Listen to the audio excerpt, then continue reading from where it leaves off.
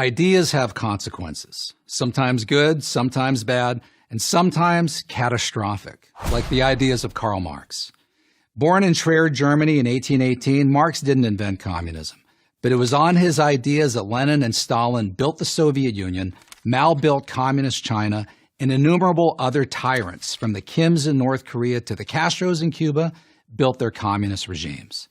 Ultimately, those regimes and movements calling themselves Marxist murdered about 100 million people and enslaved more than 1 billion.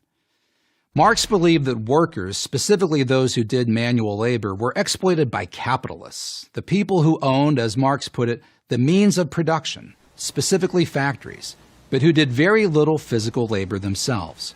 Only a workers' revolution, Marx wrote in Das Kapital, could correct this injustice. What would that revolution look like?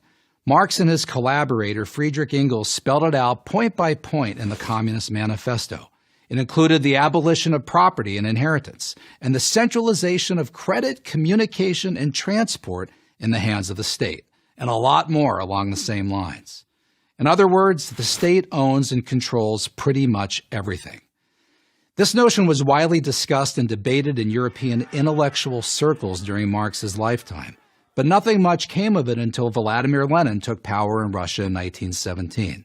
This changed everything. Despite its repeated economic failures, Lenin's Russia, which became known as the Soviet Union, became the model for dictators around the world.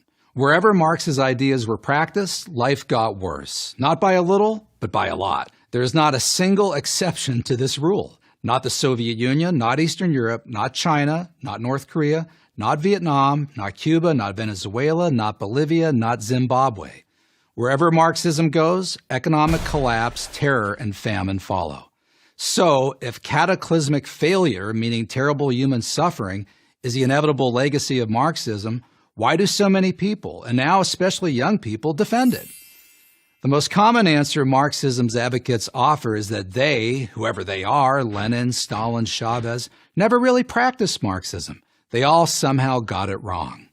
Marxism, we are told, is, at its essence, about sharing what we have, from each according to his ability to each according to his needs, as Marx put it. Maybe that sounds good to you, but what does it mean? Who determines ability? Who determines need? The answer is the state, the ruling elite. Under Marxism, that's who has all the power. That's why the truth is this. Marxist dictators like Lenin, Mao, and Pol Pot really did get Marxism right. They wanted absolute power, and Marxism gave them the way to get it. Karl Marx never had to face the consequences of his theories. He lived most of his adult life breathing the free air of London, England, living off the generosity of his collaborator and patron, Engels, who, as it happens, inherited his money from his wealthy merchant father. Marx spent his days in the reading room of the British Museum, researching and writing. Although he was obsessed with the term scientific, he was never able to marshal data to prove his theories. There's a good reason for this. There was no data to prove his theories. For all his time in the library, Marx couldn't find any evidence to suggest that capitalism, the free exchange of goods and services through privately owned business, was a passing phase. Throughout the industrial age, working conditions constantly improved and wealth expanded. Marx had to rely on outdated reports to make his case, and even then he had to manipulate the data to get it to conform to his predetermined theories. But Marx really had no interest in proving his theories. He knew that they could be put into practice only by brute force. He said so himself. Of course, in the beginning, communism cannot be effected except by means of despotic inroads, he wrote. His ends could be attained only by the forcible overthrow of all existing social conditions. All existing social conditions. That's religion, family, personal possessions, freedom, and democracy.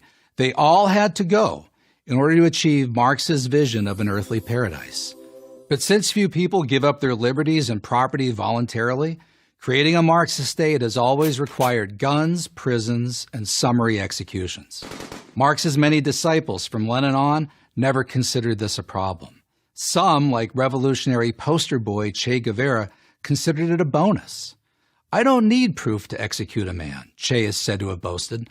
I only need proof that it's necessary to execute him. If you're still a fan of Marxism after all the death, suffering, and destruction it's caused, that's your right. But own up to it. Don't hide behind the "it's never really been tried" line. It has. I'm Paul Kengor, professor of political science at Grove City College for Prager University.